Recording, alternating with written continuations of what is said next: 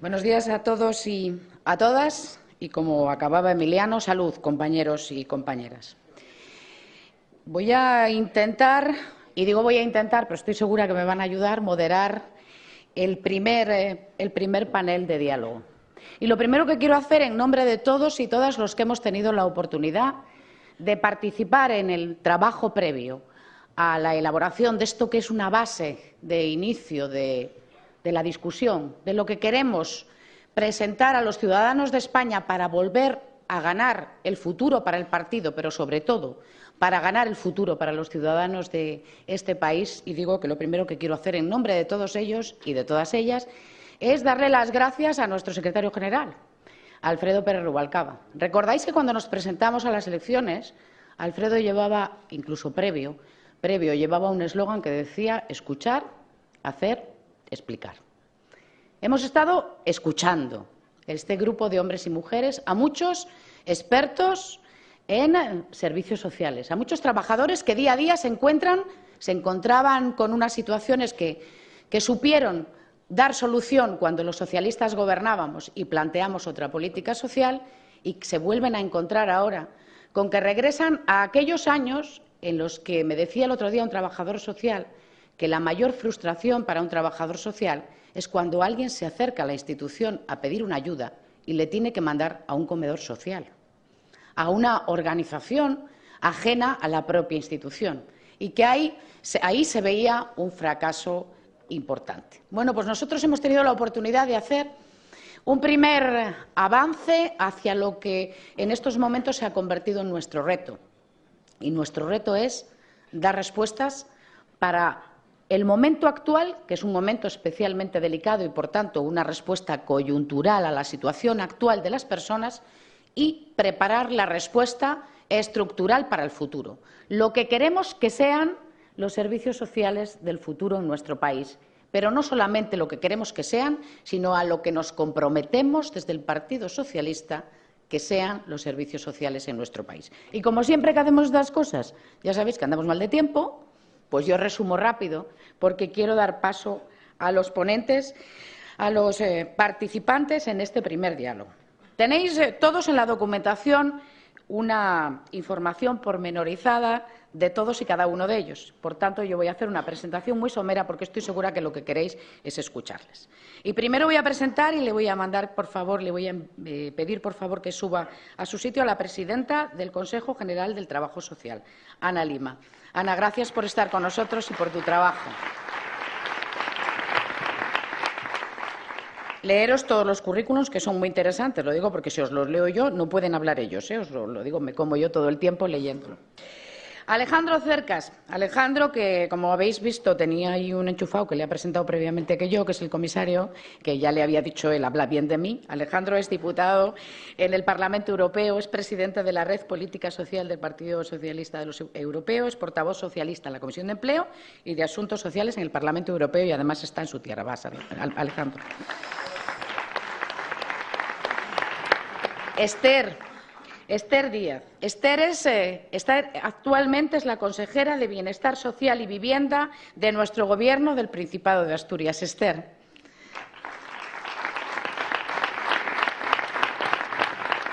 Carlos Susías Rodado es el presidente de la Red Europea contra la Pobreza y vicepresidente de la Plataforma del Tercer Sector. Carlos, gracias. Y la experiencia en el día a día y en el mucho tiempo en servicios sociales. Pilar Zamora, experta en servicios sociales, diplomada en trabajo social y además también tuvo la oportunidad de gestionar directamente desde el Gobierno de Aragón una parte importante de la dependencia. Todos y cada uno de ellos les voy a ir dando la palabra y nos van a ir dando su visión al respecto de cuál es el presente y el futuro, cuál tiene que ser el futuro de los servicios sociales. Un aviso importante. Tenéis una intervención, os voy a dar la palabra uno a uno, tenéis una intervención inicial de 5 minutos. Yo suelo ser bastante flexible y como mucho llegaré a 6. Por tanto, vamos a empezar con el panel y tiene la palabra, en primer lugar, Ana Lima. Ana, cuando quieras. Bueno, hola, buenos días a todos y a todas. En primer lugar, agradecer muchísimo el que me hayáis dado la oportunidad de estar aquí, trayendo la voz de tantos y tantos profesionales de la intervención social. Y decir que, bueno, el documento, como observaciones generales, me ha parecido un documento muy bueno y nos ha sido muy grato comprobar desde la Alianza por la Defensa del Sistema Público de Servicios Sociales, una iniciativa que liderábamos desde el Consejo, pero de la que forman parte tanto universidades como otras profesiones, sindicatos, empresas y bueno, el tercer sector en general, pues sí que se ha visto reflejadas algunas de nuestras propuestas que veníamos haciendo en los documentos y en los manifiestos de la Alianza. Por tanto, bueno, enhorabuena por ese documento y sí decir que de lo más positivo que vemos en él es, en primer lugar, el avance que se hace en el reconocimiento de los servicios sociales como un derecho para la reforma constitucional. ¿Y por qué esto nos parece fundamental?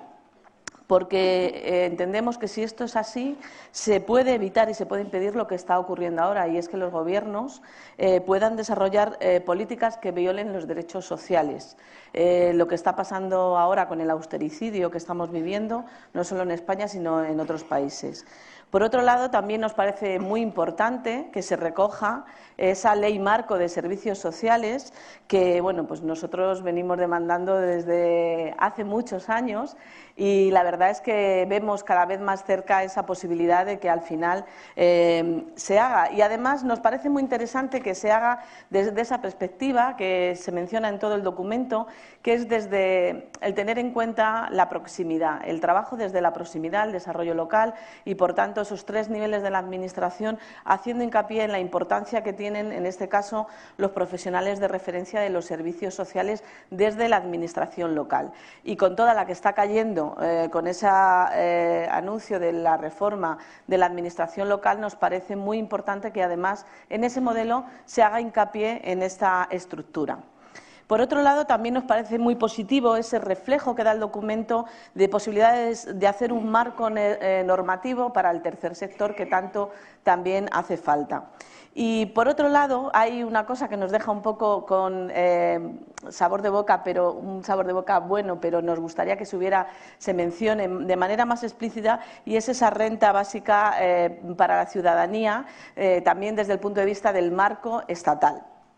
Así yo recordaba cómo nos pudisteis invitar también a ese acto del debate social de la Nación en febrero de este año, y ahí nosotros ya hacíamos unas propuestas que tienen que ver con todo esto. Se analizó la necesidad de reorganizar el modelo y yo creo que es algo fundamental en este caso el que nos planteemos, y sobre todo las aportaciones que yo he hecho para ese documento tienen que ver con la estructura. Por un lado, creemos que sería bueno reconstruirlo, ¿no?, por decir así, hablando del índice, y por otro lado con el contenido. Y para eso sí que yo creo que es importante hablar de una forma quizá un poquito más clara en la definición de qué es exactamente ese sistema de servicios sociales, ese cuarto pilar, qué lo compone y qué exactamente cuál es su objeto.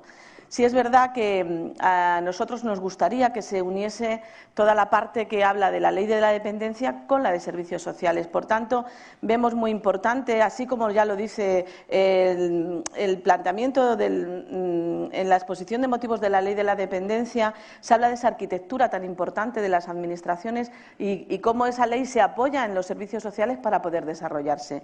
Por tanto, creemos que es muy importante el que se incluya dentro del apartado hacia un cuarto pilar de servicios sociales la dependencia. Por tanto, cambiaría también todo el orden de las conclusiones. También nos parece muy importante tener en cuenta a la hora de la definición de ese contenido del sistema la transversalidad. Es decir, por ejemplo, de la pobreza o de la exclusión, qué es lo que corresponde hacer desde servicios sociales y qué es lo que corresponde hacer desde otros sistemas como puede ser sanidad, educación, garantía de rentas, pensiones y demás. Es decir, hay muchas áreas desde las que se puede actuar en la pobreza, por tanto, sí que habría que delimitar mucho más qué es lo que corresponde a ese cuarto pilar, a los servicios sociales. Y en este caso entendemos que ineludiblemente corresponde ese diagnóstico social y ese proyecto de acompañamiento social o de inserción social en el que se va a incluir las distintas metodologías, se habla de la gestión del caso u otras, o los principios de actuación como la autodeterminación de la persona, la capacidad de elección o la primacía del mantenimiento de la persona en su entorno, en su hábitat y en su contexto antes de optar por la institucionalización, así como esa participación de la ciudadanía que también tanto se menciona a lo largo de todo el documento. Por otro lado, entendemos que la atención de la emergencia social tiene que tener un marco en los servicios sociales y, sobre todo, en los servicios sociales de proximidad, en los ayuntamientos. Y en este caso, a mí sí que me ha despertado mucho una reflexión y me han venido a la palabra una frase que yo creo que el bien hay que hacerlo bien, es decir, no todo vale. Y estamos viendo como en esta crisis, bueno, pues vale cualquier cosa y cualquier persona pues se atreve a salir en la televisión llorando y a pedir dinero para la gente. Nosotros creemos que hay que respetar la dignidad de las personas también para atender la emergencia social. Y para eso es muy importante dos cuestiones. Hacer la profesionalización, es decir, hacer una buena valoración de las situaciones sociales, un buen diagnóstico social y preservar la dignidad de las personas y, por otro lado, una buena coordinación con todos los agentes sociales que están interviniendo. Y esto me recuerda a mí al siglo XIX, cuando en Estados Unidos y en Inglaterra surgieron tantas agencias de caridad que ayudaban a los pobres y que se veía esa descoordinación y esa falta de... a mí el panorama actual a veces me recuerda a esto y incluso podemos ver cómo hay administraciones públicas, ayuntamientos, comunidades autónomas que le están dando el dinero a organizaciones para que repartan alimentos y, sin embargo, están retirando las partidas de emergencia social que los ayuntamientos están destinadas a cubrir necesidades básicas. A mí me parece una contradicción. Creo que en este caso se ve claramente que no hay un liderazgo de la administración pública para combatir desde la emergencia social la situación que vivimos y creo que, bueno, pues es conveniente hacer hincapié en este tema aquí. Por tanto, nosotros sí que hacemos un planteamiento de una nueva estructura basada en tres ejes que yo creo que definen mucho más esa idea que tenemos todos del cuarto pilar. En un primer eje habría que hablar del cuarto pilar como promoción de autonomía personal y atención a la dependencia, y también como servicios sociales, es decir, unirlo, hablando de servicios sociales y una parte de esos servicios sociales la dependencia. Sé bien por qué se ha hecho esto así, porque hay una dificultad normativa, precisamente no hay una ley marco y los servicios sociales figuran como competencias de las comunidades autónomas. Pero bueno, planteándonos esta idea de que queremos cambiar ese marco, estaría bien ya hacer esta estructura. Por otro lado, hablar de un sistema de rentas básicas para situaciones de necesidad, pero un sistema que fuese la garantía de la sostenibilidad y la dignidad de las personas, pero que incluyese tuviera una integración de todas las prestaciones no contributivas, no solo de una prestación económica cuando no hay otros ingresos, sino podría incluir todas las que existen, ¿no? La renta activa de inserción, otro tipo de pensiones no contributivas. Y, por último, esos planes integrales de lucha contra la pobreza y la exclusión social. Desde nuestro punto de vista, esos serían los tres bloques que debería contener el cuarto pilar de servicios sociales. Sí, señora. Bueno, pues sí que luego hay algunos apuntes que os puedo pasar luego de términos muy concretos que hemos estudiado, pero yo entiendo que eso sería la idea fundamental. Luego hay unas consideraciones que yo creo que son... Ana, perdona. fundamentales y es sobre todo lo que he dicho, ¿no? Hay una parte en la página 23 que da lugar a hablar de que el tercer sector debería tener el liderazgo público en los servicios sociales y sé que es quizá un problema de redacción y hacemos una propuesta clara alternativa desde la Alianza y bueno, el liderazgo público del sistema de servicios sociales lo deben tener los servicios sociales públicos y otra cosa es el liderazgo de la solidaridad social, que ese sí es del tercer sector. Bueno, pues en definitiva nosotros planteamos que este cuarto pilar tenga una definición de prestaciones claras, como es la información, la orientación y la intervención social, la cobertura de las emergencias sociales, la ayuda a domicilio, incluido las ayudas técnicas y la de la autonomía, la acogida y el alojamiento alternativo, la prevención y la inserción social y el acompañamiento y el programa de intervención social. Bueno, pues sí que tengo desarrollados esos tres ejes, luego tendré oportunidad de comentarlo. Sí, para terminar, decir que en este camino de ganarse el bienestar social, deciros que el trabajo social está donde tiene que estar, que es al lado de las personas. Y antes de ayer me emocionaba ver a una compañera, una trabajadora social en un programa de dependencia llorando de impotencia, precisamente has comentado tú. Yo creo que eran lágrimas que nos emocionaban por la impotencia, pero también por la valentía que tenía de salir a decirlo. Y esa es la postura de nuestra profesión, ¿no? El estar al lado de las personas. Estamos viviendo muchísima impotencia, pero también estamos sacando energías para tener la valentía de ir donde haga falta a denunciar lo que está ocurriendo. Bueno, por mi parte, nada más. Muchísimas gracias, Ana. Alejandro Cercas. Bueno, muchas gracias, Lola. Voy a poner un cronómetro, que si no se me olvida. Sí, porque Alejandro ha hecho un esfuerzo enorme, porque le habían dicho que tenía 12 minutos y cuando yo le he dicho que tenía 5 se ha quedado así como que ha dicho tengo que resumir. Así que y me acabas de quitar 9 segundos, Lola. Bueno, muchas gracias. Me han dicho que hable de la política social europea, que son mis dos pasiones. Y es muy difícil hablar de dos pasiones en 5 minutos. Yo empezaría por decir que si en algo podríamos estar todos los que estamos aquí en la sala, es que hemos comprendido también en la calle que nuestro futuro está, ahora sí, indefectiblemente unido a Europa. No habrá futuro para España si no hay futuro para Europa, no habrá política social en España si no hay política social europea. Hemos roto definitivamente la capacidad de ir solos. Creo que podríamos añadir con un poco de malicia que también podría haber entre nosotros una gran unanimidad en decir que si preguntamos sobre la situación de Europa, habría división de opiniones. La mitad se acordarían de su padre y la otra mitad se acordarían de su madre en este momento. Es decir, tenemos un grandísimo problema que tiene dos caras. La primera cara es que Europa en este momento ha olvidado sus valores, los valores sociales. Y está totalmente en manos de una lógica económica, macroeconómica, en manos de los poderes fácticos que significan el Banco Central Europeo, la gran crisis financiera, etcétera, etcétera, y esto se ha convertido en algo completamente secundario. Pero el segundo problema que tenemos es que los socialistas y los de lo social estamos también perdiendo nuestro alma europea. Con lo cual nuestro trabajo es doble. Tenemos que recuperar y dar a Europa su alma social y tenemos que volver a dar el alma europea a la gente de izquierda, a nuestro partido y al pueblo europeo. Porque las dos cuestiones son absolutamente necesarias. Sin Europa no habrá justicia social, no habrá empleo, no habrá futuro, y sin futuro social, sin equilibrio entre las clases, sin justicia, no habrá Europa. Hay mucha gente que habla y pregunta si Europa tiene futuro. Yo digo muchas veces que lo que no tendrá Europa futuro es sin el modelo social europeo.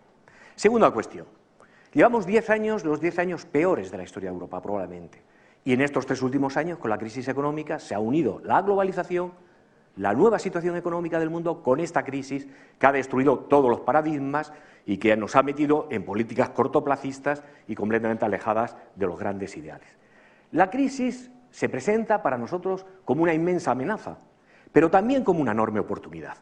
En la crisis es el momento de hacer patente, podemos diferenciar lo que son las políticas de la derecha de las políticas de la izquierda.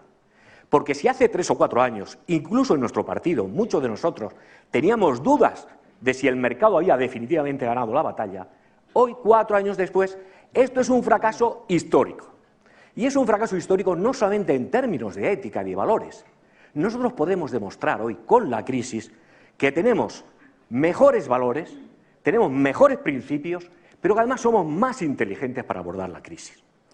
No tengo tiempo, pero básicamente el modelo del estado del bienestar siempre hemos pensado tradicionalmente que cumplía una función de protección, pero el estado del bienestar cumple otras funciones además de la protección. La función de protección sería la función de la justicia, la función de dar oportunidades a los que la vida económica o la vida biológica les impide estar fuera del mercado. Pero el estado del bienestar está demostrando en esta crisis que tiene dos funciones fundamentales. La primera misión fundamental, lo ha dicho en húngaro el comisario, no lo habéis entendido, pero es muy importante. Y por aquí vamos a ir a recuperar el futuro del alma social de Europa. El estado del bienestar es el mayor estabilizador automático de la economía. Y es lo único que permite en momentos de crisis, lo veis en vuestros pueblos, como las pensiones, luego si tuviera tiempo hablaría de las pensiones, cómo las pensiones están soportando la actividad económica de decenas de miles de empresas, de comercios. La pequeña actividad económica que hay en España en este momento está básicamente sustentada por un sistema que en momentos de crisis mantiene la demanda agregada de los ciudadanos. Y Europa puede construir, y ese es uno de los futuros que la crisis estamos demostrando, está Sergio trabajando duramente en esto, de construir, lo ha dicho el comisario, un estabilizador automático, que podrían ser las pensiones, pero que estamos trabajando para que sea el subsidio de desempleo. De tal manera que los países con crisis, como es España, que gasta 38.000 millones de euros en subsidio de desempleo, que tienen más gastos y menos ingresos, Europa pudiera hacer que mediante mutualizar, ahora que se habla de mutualizar la deuda, vamos a hacer lo mismo que han hecho con los bancos, vamos a mutualizar el desempleo, vamos a luchar los socialistas para que todos juntos, el país que tiene mucho desempleo, le paguen la mitad del desempleo y de esa manera le eviten, y va a ser un estabilizador automático. En España nos hubiera evitado una pérdida de 0,5 puntos del PIB cada año. Y tiene por segundo lugar, Lola, si me dejas. Tienes 2 minutos más. Entonces me queda mucho tiempo. Me queda mucho tiempo porque, lo ha dicho Trini, aparte de la protección y aparte de la estabilización automática y la estabilización económica, que es fundamental para mantener el nivel de demanda y el nivel de actividad y de empleo, los modelos en la política social aportan un tercer elemento, que es el elemento de la inversión social. Europa no tiene futuro si trata de ganar la globalización, la competición con China, con India, con los países emergentes, a base de bajos salarios, de destruir nuestro sistema de bienestar. Es al contrario, es con una población bien cuidada sanitariamente, es con una educación de gran calidad, es con un diálogo social de calidad, es con una sociedad integrada como vamos a poder ganar la batalla de la excelencia. Solo con una política social progresista podrá Europa encontrar un agujero en el mundo. De modo que estos de la derecha nos han demostrado que son una ruina económicamente, son una ruina social, están destruyendo en el corazón de la ciudadanía. En España hemos perdido 26 puntos de confianza en Europa en estos 3 últimos años. Están demostrando que son una ruina económica, que son una ruina política y que son una ruina democrática. Y que van a destruir los grandes valores con los que se ha construido Europa durante 20 años. De modo que es un grandísimo reto para esta generación. Lo estamos pasando muy mal los socialistas. Por cierto, no peor que otras generaciones de socialistas, que fueron capaces de hacer frente a situaciones más dramáticas que esta. Al final del siglo XIX, a mediados de los años 30, nos toca reconstruir para nosotros y para las generaciones futuras el alma socialista de Europa, el alma social de Europa, y en el corazón de los socialistas el alma europea. 1 minuto sobre pensiones. 1 minuto sobre pensiones. Le tienes, Alejandro, te dejo 1 minuto sobre pensiones. No, es que forma parte de este drama. Esto que nos están preparando aquí destruye, por supuesto, la justicia. Quieren que sean los pensionistas los que paguen los desequilibrios, no los ciudadanos. Pueden bajar incluso las pensiones, pero van a destruir lo que fue el Pacto de Toledo, que fue construir un gran estabilizador automático. El IPC permitía a los pensionistas no ganar capacidad adquisitiva en los momentos altos del ciclo, ahorrar y tener una gran hucha como tenemos ahora para poder pagar el IPC en los momentos bajos del ciclo. Estaba construyendo ese estabilizador automático, lo tenemos construido a nivel de España. Ese es el Pacto de Toledo. Eso no podemos conseguir que lo destruya. Ya lo sé, pero es que si eso se destruyera, estaríamos destruyendo las bases de la convivencia y estaríamos demostrando ante Europa que esto que estamos tratando de hacer allí, construir estabilizadores automáticos, construir una sociedad integrada, llega el momento de la crisis y en lugar de trabajar la gente, en lugar de trabajar los bancos para la gente tiene que empezar a trabajar para los bancos. Y eso no es el socialismo, eso no es la democracia y eso no es Europa. Muy bien, Alejandro, muchísimas gracias. Bueno, pues le pasamos en estos momentos el turno a Esther Díaz, que es la consejera de Bienestar Social y Vivienda del Gobierno del Principado de Asturias, que está viviendo ahora mismo en primera línea pues todas estas políticas que sí que tenemos que aplicar. Tienes la palabra, Esther. Muchas gracias, muy buenos días a todas y a todos. Y efectivamente, Se hablaba aquí de la importancia que tienen estos diálogos, ¿no? Efectivamente tiene una importancia tremenda porque hoy ponemos en el centro de nuestro debate, en el centro del debate de los socialistas, a las personas. Y no hablamos de números, de tecnicismos, hablamos de las personas y del sufrimiento que la crisis está, en el que está incidiendo especialmente sobre las familias y sobre las personas.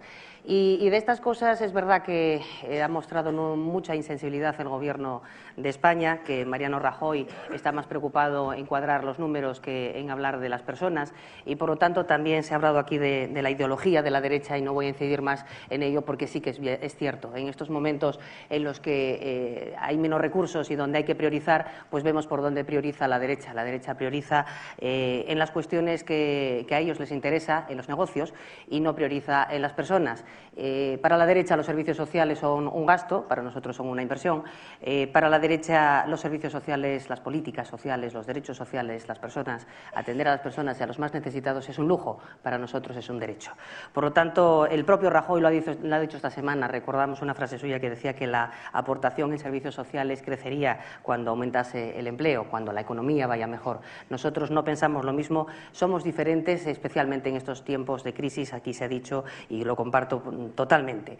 Tenemos que priorizar, y cuando hay menos recursos, priorizar sobre las personas para que precisamente su dignidad no se vea afectada, su esperanza para el futuro también la podamos recuperar, sus derechos los respetemos, y en eso los socialistas tenemos claro que no somos iguales que la derecha. Y allí donde gobernamos debemos de marcar precisamente las diferencias en la aplicación de las políticas, en la distribución de los recursos, porque efectivamente esta crisis está generando mucho sufrimiento a las personas. Cada vez más son el número de personas desempleadas, el número de personas que llevan más de 2 años sin trabajar, sin recibir prestaciones. Las familias tienen muchas dificultades para llegar a fin de mes, para pagar la renta, para pagar la hipoteca, y por lo tanto todo esto está afectando a nuestra estructura social. Nuestra estructura social se está resintiendo de esta situación, con una mayor problemática, con una mayor desigualdad y con un mayor incremento de las necesidades de las personas. Por lo tanto, si unimos toda esta situación que todos conocemos, pero que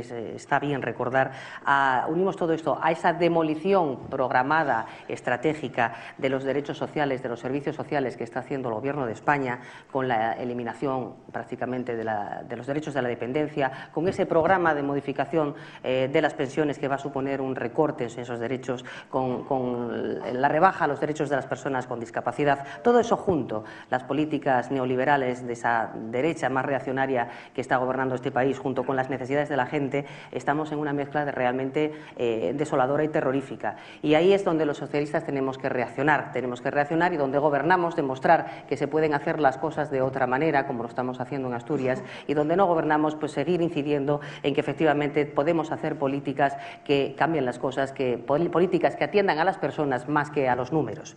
Y sinceramente os puedo decir que en Asturias tenemos muy claro que los servicios sociales son precisamente esa última red, ese último soporte al que se aferran las familias que tienen necesidades, y por lo tanto ese es el mecanismo más importante para sostener, para potenciar con nuestros recursos y para con ello no truncar los derechos y las expectativas vitales de las familias. Por eso quería hablaros muy brevemente de una serie de cuestiones en las que estamos incidiendo en Asturias. Se ha hablado aquí de la renta básica. Nosotros tenemos en marcha el salario social. Teníamos el año pasado presupuestados 32 millones de euros. Para este año, el año pasado se gastaron 44 millones. Este año hemos presupuestado 45 millones. Y a estas alturas del año os puedo decir que serán 55 millones o más los que vamos a destinar a las necesidades de la renta básica, al salario social de los asturianos, porque precisamente es algo que ayuda a estabilizar esas necesidades. Os puedo decir también que la ley de la dependencia, donde el verano pasado decía Mariano Rajoy, las reformas de Mariano Rajoy incidían en el recorte y en la privatización, en Asturias estamos asumiendo lo que es la aplicación de la nueva normativa, obviamente con la revisión, pero estamos incorporando nuevas personas al sistema. Somos una de las 4 comunidades autónomas de este país que sigue incorporando personas al sistema. El plan concertado, servicios sociales básicos. El Gobierno de España se está yendo de la financiación del plan concertado. 70% de disminución en estos 2 años. El Gobierno de Asturias lo ha asumido, y estamos manteniendo la red de servicios sociales municipales, en donde precisamente las ayudas de emergencia, así entendemos que sí tiene que ser la red municipal quien haya de hacer esa distribución de las ayudas de emergencia. Y hay una cosa muy importante para nosotros: los niños, la infancia, los adolescentes y las familias. familias. Es importantísimo incidir en políticas que atiendan a las familias, a las necesidades de las familias, trabajar sobre la prevención en el conflicto familiar. Esos adolescentes que serán los futuros ciudadanos de este país, tenemos que atender y trabajar mucho con ellos precisamente sobre la prevención en la conflictividad familiar y en la violencia entre las familias, que se está viendo precisamente cómo está apareciendo en los niños y en los menores, porque son precisamente los que no protestan cuando la crisis, los que sufren en silencio las consecuencias de la crisis, y tenemos que incidir especialmente en los niños y en los adolescentes para generar el cultivo necesario para que sean unos ciudadanos de futuro y darles las posibilidades de desarrollo vital que se merecen. Y por lo tanto, ya termino dando dos cuestiones. Si en todo este análisis de la situación, de las necesidades, la aplicación de los recortes y de las medidas del Gobierno de España, ¿qué podemos hacer? Pues aplicar políticas de este tipo que incidan en las personas. Pero para eso necesitamos tener una red potente, como la que hemos creado en todo el sistema, en todos los años de democracia, una red potente, territorial, con los ayuntamientos, de atención primaria a las personas, que les facilite precisamente ese acceso a las prestaciones de los servicios en condiciones de igualdad para todos los ciudadanos de este país. Y al mismo tiempo, tenemos que tener un sistema de financiación concurrente entre las diferentes administraciones, que todos aporten su grano de arena para que hacer del sistema público de servicios sociales un sistema sólido y consistente. Y, por supuesto, por último, la colaboración con el tercer sector. El tercer sector es importantísimo como agente significativo de vertebración social. Es lógico que las administraciones, y es así, lo entiendo también, que las administraciones debemos de dirigir las políticas sociales, debemos encauzar todo ese proceso, pero sí que tenemos que contar con el tercer sector, que está pegado permanentemente a la realidad. ¿Cómo hacer esas tres cosas? Esas tres cosas tenemos que juntarlas para consolidar y blindar efectivamente nuestro sistema de protección social, y nada mejor que hacerlo dentro del marco constitucional. Eso es lo más seguro para los ciudadanos y para el futuro. Por lo tanto, ya quería dar una última pincelada, si me permites, Lola. Todo esto está en estos momentos en riesgo, y si me atrevo a deciros que incluso creo que en extinción para el 2014 si no lo remedia el sentido común que le falta mucho a este Gobierno. De verdad, a mí me preocupa muy mucho la nueva ley de racionalización y sostenibilidad de las entidades locales, de las administraciones locales. Es una ley trampa, es una ley que tiene como objetivo precisamente destruir esa gran red que hemos creado de servicios sociales, esa gran red de proximidad. Esa ley se ha gestionado con absoluta deslealtad institucional hacia las comunidades autónomas. Se ha hecho por su propia cuenta, se ha hecho sin diálogo con las comunidades autónomas y se ha hecho con ese modelo que tiene el PP en la cabeza, el modelo centralista de nuevo. Y por lo tanto tiene un objetivo que es el de romper la red de atención próxima a las personas y endosar a las comunidades autónomas el problema, la competencia y sin una financiación adecuada. Eso va a generar la destrucción precisamente de lo que hemos trabajado durante tantos años entre todos. El criterio de proximidad lo va a destruir y va a destruir miles de empleos en este país. Por lo tanto, es una denuncia que tenemos que tener muy clara. Aquí hay mucha gente del mundo local a la que invito también a luchar en contra de esta terrible ley que va a romper una de las piezas fundamentales de atención directa a las personas. Muchas gracias. Gracias, Esther. Muchas gracias. Y ahora vamos a dar la palabra a Carlos Susía Rodado, que es el presidente de la Red Europea contra la Pobreza y el vicepresidente de la plataforma del tercer sector, desde el trabajo social, desde Europa, desde la realidad del día a día en una comunidad autónoma. Y ahora tienes la palabra, Carlos, desde esa plataforma del tercer sector, que tiene mucho que decir en este ámbito. Muchas gracias y buenos días. No voy a hablar del tiempo porque cada vez que pregunto por ello me quitan 2 minutos, con lo cual directamente al turrón. No es tanto defender un modelo, no es defender a las entidades sociales, no es defender un sistema, son las personas. Y no es mantenerlas vivas, que por supuesto es que las personas tengan expectativa de vida, ¿no? Y eso es lo que nos estamos jugando en gran medida en estos momentos, ¿no? Es verdad que tenemos que recuperar los valores del modelo social europeo, unos valores que en España nunca han estado totalmente asentados, ni siquiera ese modelo social europeo totalmente fortalecido. Y es verdad que estamos hablando de sanidad, de educación, de pensiones y de ese cuarto pilar que son los servicios sociales, que, como decía Ana Lima, incluye la dependencia. Es muy importante la dependencia, pero es parte de ese cuarto pilar, no es el cuarto pilar, y con eso hay que tener también un poco de cuidado. Trinidad, al hablar al principio, ha hecho una referencia a esa manida frase de vivir por encima de nuestras posibilidades. Y yo últimamente lo escuché y estoy cada vez más de acuerdo. No hemos vivido por encima de nuestras posibilidades, hemos vivido por debajo de nuestras posibilidades. Hemos estado por debajo de la inversión social con respecto a la media europea y por debajo de presión fiscal y recaudación fiscal con respecto a la media europea. Sí es verdad que algunos, bastantes, han tenido pingües ingresos y beneficios que eso sí han estado por encima de nuestras posibilidades. Decir que es difícil hablar de bienestar social sin hablar de democracia viva, y esa democracia viva tiene que ver con todos los actores y todos los agentes que estamos trabajando en el ámbito de lo social. Agradecer al Partido Socialista, disculpar que se nos haya invitado a la plataforma del tercer sector y a la red de lucha contra la pobreza y la exclusión social, a las que represento aquí. Muchas gracias por habernos invitado. Cuando hablamos de pobreza, hay dos maneras de afrontar el tema. Una es cuando hablamos de luchar contra la pobreza y otra cosa es cuando hablamos de afrontar los efectos que causa la pobreza.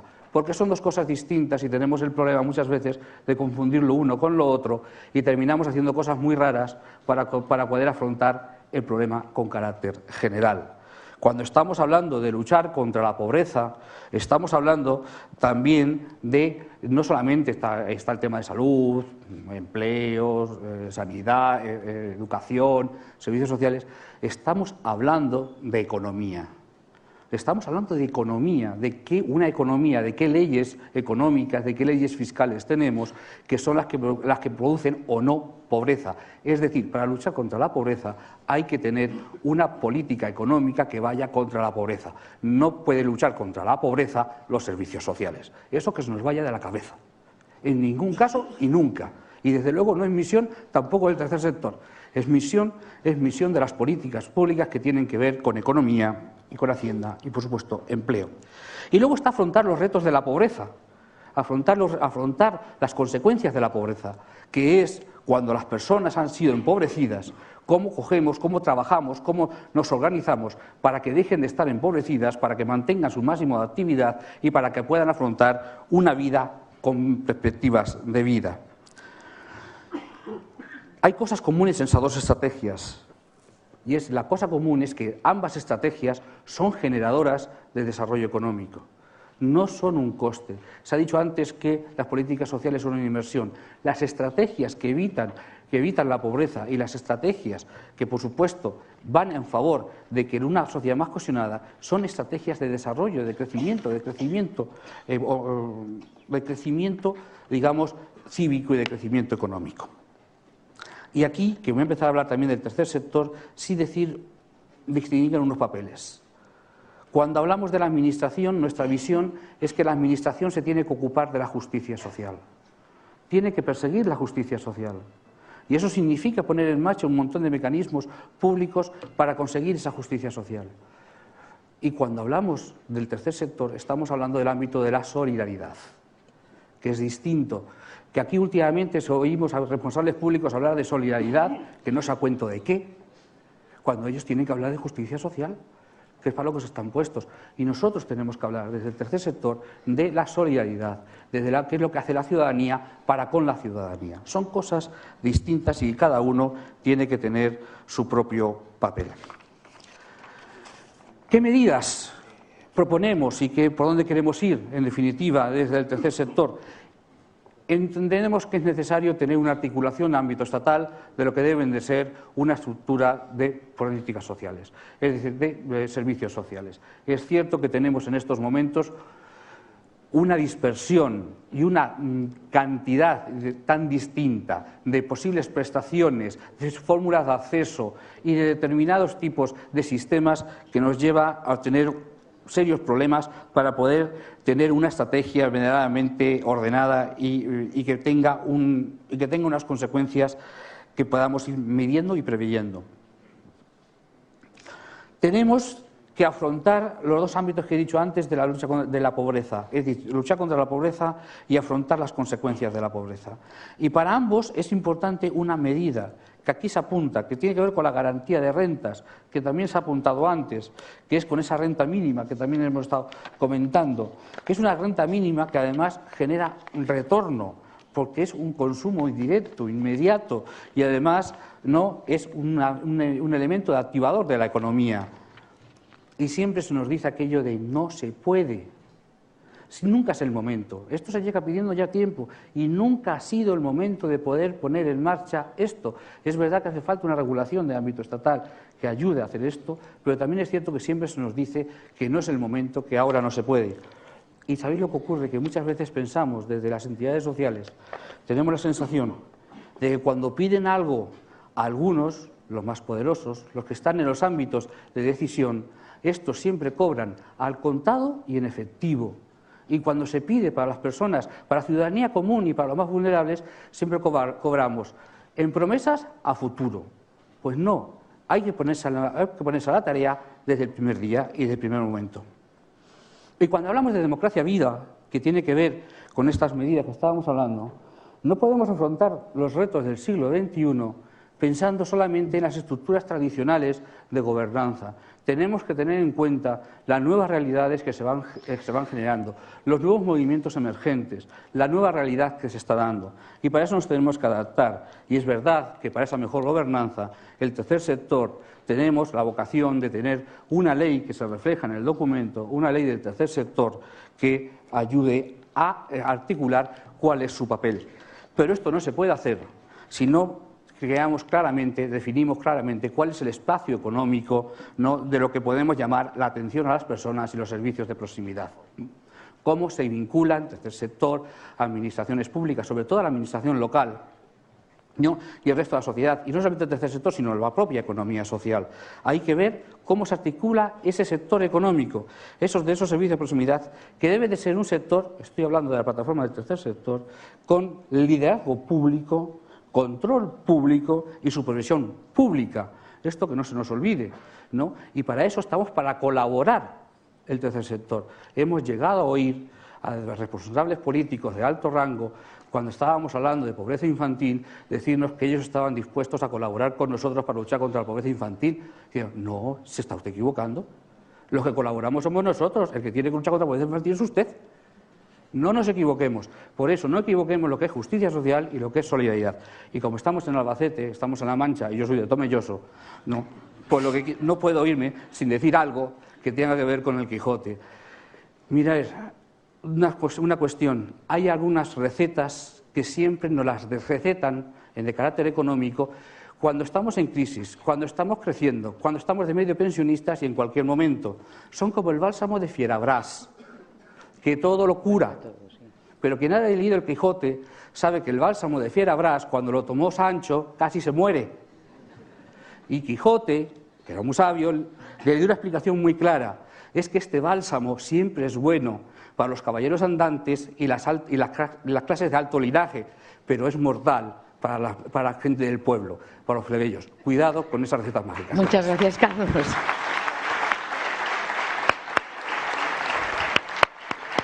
Bien, y ahora vamos a la visión desde la experiencia en servicios sociales del día a día. Nos la va a dar Pilar Zamora, Pilimar para nosotros. Gracias, Lola. Buenos días a todos. Yo, para ajustarme al tiempo y no tener problemas y decir todo lo que quiero decir, que es a lo que hoy hemos venido y, bueno, encantada, y no me pierda la pasión y me vaya por las ramas, me ceñiré a lo que llevo preparado. Y, en primer lugar, deciros que mi intervención hoy aquí es resultado de mi experiencia profesional en los servicios sociales y en Aragón. Una experiencia que, por las conversaciones que he podido mantener con decenas de compañeros y compañeras de otras comunidades autónomas, con Ana, es común a muchas de las personas que hoy estáis aquí. También es resultado de la reflexión y del trabajo de un gran equipo de profesionales que, con compromiso y generosidad, comparten su tiempo y su saber, convencidos de que en la garantía de la protección social y, en consecuencia, en el desarrollo de los servicios sociales está la clave para la construcción de una sociedad más justa y segura. A lo largo de 30 años, con altibajos, con idas y venidas, con mucho esfuerzo, con no pocos regateos, hemos sido capaces de levantar un nuevo sistema de protección social que provenía de estructuras de la beneficencia y que demasiado a menudo se ha confundido con la caridad. Por desgracia, actualmente estamos volviendo a formas de épocas que creíamos ya superadas. Sin duda, las políticas neoliberales, especialmente a partir de la última crisis económica, nos han devuelto al tiempo de la incertidumbre. Pero la incertidumbre, hay que tener presente, crea miedo. Por eso es importante el debate que hoy tenemos. El debate con el objetivo político de avanzar en la construcción de redes de seguridad para los ciudadanos. Redes de seguridad que contribuyan a la reducción de las enormes desigualdades sociales que se están acrecentando día a día. En Aragón, que es lo que me han pedido que aporte hoy, la aprobación de la Ley de la Dependencia fue un aldabonazo, un impulso sin precedentes en los servicios sociales. Esta realidad fue común a todos los territorios y así tuvimos la oportunidad de vivirlo los que nos tocó gestionarlo. La garantía en la atención a una gran parte de ciudadanos y ciudadanas fue muy importante. Pero el mayor logro, desde mi punto de vista, fue hacer de una parte importante de los servicios sociales un derecho subjetivo. Fue un gran avance. Fue, sin duda, este contexto el que posibilitó la aprobación de una ley de servicios sociales en Aragón, donde el derecho subjetivo fue una realidad. Coincidió con nuestra experiencia de gobierno en una consejería de servicios sociales. Así pues, nuestro objetivo estaba claro: avanzar en la construcción del Estado del bienestar y, fundamentalmente, en ese cuarto pilar. Nuestros miembros conceptuales los teníamos, la Ley de la Dependencia, nuestro punto de partida. Diseñamos un amplio proceso de participación, de deliberación ciudadana, con la complicidad, como no podía ser de otra manera, del tercer sector. Una ley de servicios sociales que reconocía nuevos derechos subjetivos a través de un catálogo de prestaciones que ponía a las personas en el centro del sistema, reorientando conceptualmente el recorrido y la inercia previa. Una ley que consagraba, y en esto comparto muchas de las opiniones que ha habido en este diálogo, la responsabilidad pública y la universalidad como criterios básicos y fundamentales. Sin embargo, hoy estamos asistiendo a la brutal irrupción de un discurso neoliberal que ha roto esta tendencia. Después de varias décadas de desarrollo, estamos en un momento en el que todo lo construido corre peligro. Las prácticas actuales están demoliendo el sistema de servicios sociales. Se está intentando imponer otro modelo social que no es el que decidimos compartir con nuestros socios europeos. Es un modelo injusto e insolidario y que abandona a las personas a su suerte. Por ello, hoy, y este es un momento clave otra vez en la trayectoria de los servicios sociales. La no aplicación de la Ley de la Dependencia. De esto en Aragón tenemos mucho que hablar. Nos comentaban hace un momento que aquí, en esta comunidad autónoma, siguen incorporando, nosotros cada vez se destruye más. O la modificación de la Ley de Bases de Régimen Local son solo dos ejemplos que ponen en peligro el suelo estructural del sistema y la cohesión social por la que luchamos. Es verdad que con muchas dificultades desde algunos sectores estamos reaccionando. Por primera vez han salido a la calle usuarios en defensa del sistema de atención a la dependencia. Son las plataformas de defensa por la ley. También se ha creado un movimiento diverso, caracterizado por su espontaneidad y su interacción cívica, que con diferentes niveles de intensidad intenta defender el sistema de protección social y el estado del bienestar en su conjunto. Se trata de la Marea Naranja, que comenzó su andadura en mi tierra y que se va extendiendo por todo el territorio, que no está produciendo respuestas voluntaristas, sino denuncias responsables y una toma de conciencia de que la resistencia debe ser activa. Paralelamente, las necesidades y el perfil de nuestros usuarios está cambiando. En los últimos meses, la situación de muchas personas, de muchas familias que hasta hace poco contaban con empleo, han comenzado a pasar muchas dificultades. Y esa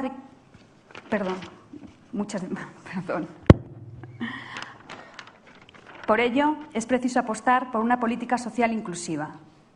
Para ser ciudadano es imprescindible que determinados riesgos que se puedan producir a lo largo de la vida estén garantizados.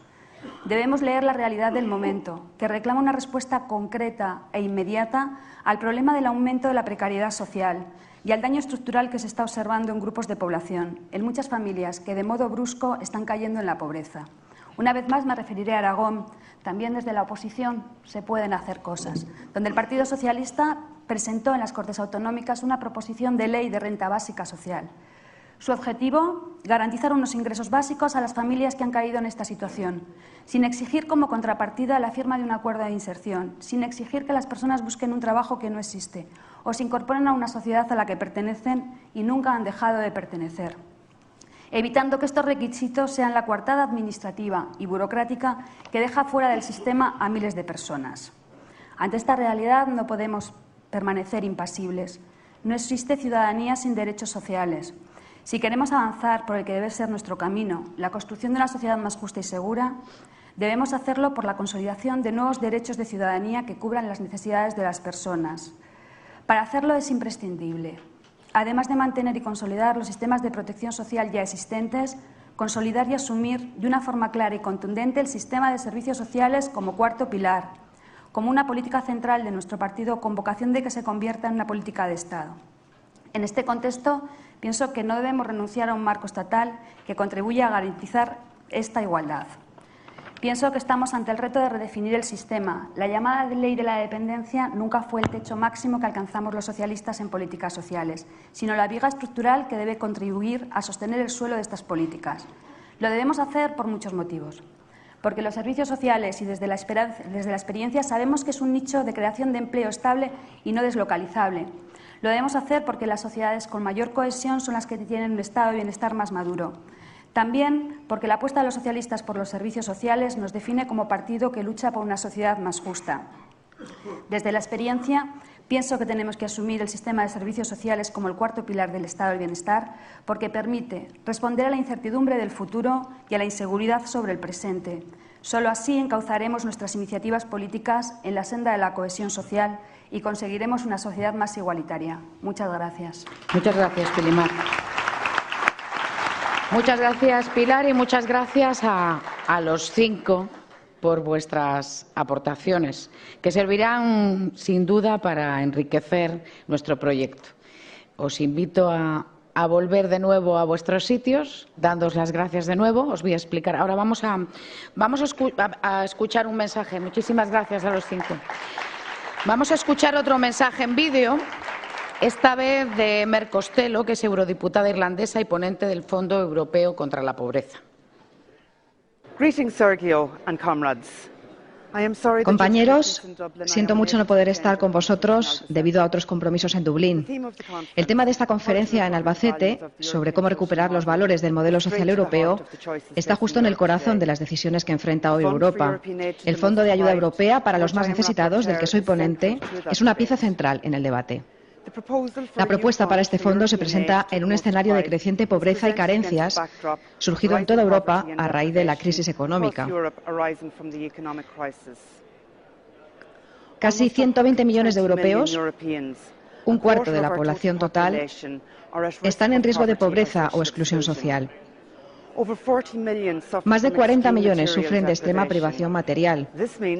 Esto significa que no pueden poner en su mesa una comida fuerte todos los días, una necesidad básica, tal y como la define la Organización Mundial de la Salud. Casi 6 millones de niños no tienen un segundo par de zapatos. Más de 4 millones de personas no tienen hogar. En los últimos 25 años, el Programa Europeo de Distribución de Alimentos ha sido una importante fuente de apoyo para las organizaciones en contacto directo con los más marginados. 18 millones de personas en 19 Estados miembros se benefician este año de este programa. Acabar con él el próximo diciembre, tal y como decidieron los gobiernos de los Estados miembros en 2011, sin un programa sustitutivo, supondría una amenaza directa a los programas de ayuda alimentaria de muchos países. La propuesta que el Parlamento Europeo y los gobiernos están considerando en la actualidad prevé un apoyo europeo continuado a los programas nacionales que se ocupan de la pobreza y que existen en todos nuestros países. Pero iría más allá del programa de distribución de alimentos, abriendo la posibilidad de ayudas europeas a la distribución de asistencia material básica. Esto, por ejemplo, incluiría kits básicos para personas sin hogar que sean realojadas o ropa y calzado para niños. Y también incluiría apoyo para medidas de acompañamiento dirigidas a la reintegración social de los receptores que muchas de las organizaciones del sector ya están ofreciendo. El Parlamento Europeo apoya firmemente esta visión más amplia del nuevo fondo en comparación con el programa de alimentos existente. También creemos que el fondo solo funcionará si se pone en marcha en asociación con las organizaciones que trabajan para combatir la pobreza y la exclusión social. Queremos que los procedimientos para tomar parte sean tan simples como sea posible. No se deben imponer cargas administrativas innecesarias sobre las asociaciones colaboradoras. Creemos que estas estas organizaciones colaboradoras que participan del nuevo fondo pueden aprender mucho las unas de las otras, particularmente de organizaciones de otros Estados miembros. Queremos que el fondo desarrolle sinergias para otras prioridades europeas, sobre todo en las relacionadas con reducir los sobrantes alimentarios y con promover dietas sanas. También creemos que la propuesta de presupuesto para el nuevo fondo debería subir a los 2.500 millones de euros sugeridos por la Comisión el pasado octubre a 3.500 millones. Así se aseguraría que el nuevo fondo cuenta con los mismos recursos del programa de alimentos. Y también creemos que el destino de los recursos deberá estar claramente delimitados a los más necesitados en cada Estado y que no pueden ser redirigidos a otros programas europeos que nada tienen que ver con el combate de la pobreza. La responsabilidad, la obligación de combatir la pobreza y la exclusión social permanecerá en los Estados miembros. Este nuevo fondo es un mero complemento de las políticas nacionales y en ningún caso es un sustituto de las mismas.